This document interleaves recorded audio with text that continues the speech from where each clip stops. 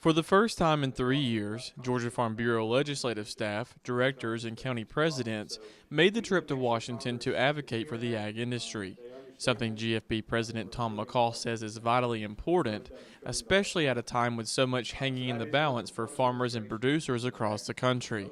Well, it's good to get back to bringing presidents to Washington to meet with their congressmen. That we hope there's going to be a farm bill written this year. It's time for a new farm bill, and we need to have our input on what Georgia needs. And as far as the products that we grow, we need to have our input into how the farm bill is going to be written. I think it makes a lot of difference because they're hearing from home folks and folks that vote for them, and the strength of Farm Bureau that we have in the state of Georgia is recognized by not only our state elected people, but also the national elected people. The trip couldn't have come at a better time, as the ag industry is facing a number of issues, such as high input costs, high interest rates, and low commodity prices, something Austin Scott, vice chair of the House Ag Committee, says is a focus of his and the committee this Congress.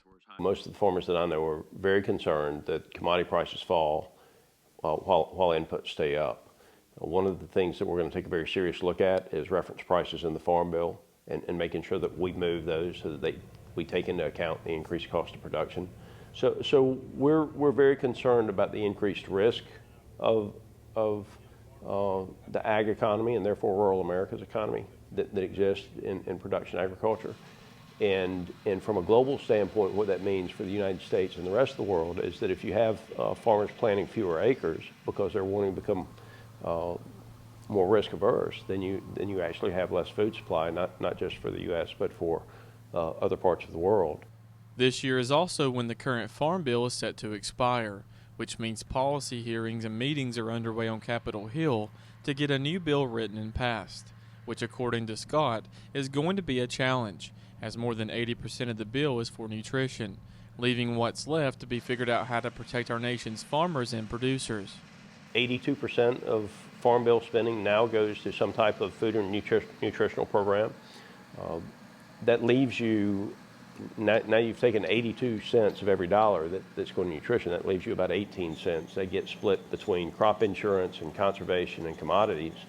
And so then we've got to figure out the way to best spend the money in the Farm Bill to make sure that we're reducing the risk for the ag producer. And that's going to come from making sure that we have new crop insurance products out there, specialty crops, fruits, vegetables. Most of those producers are buying, we're paying into the NAP system, non-insurable crop assistance program. That doesn't work very well for those products. We don't have anything for pecan trees, citrus, and other things. So we need more risk management tools out there.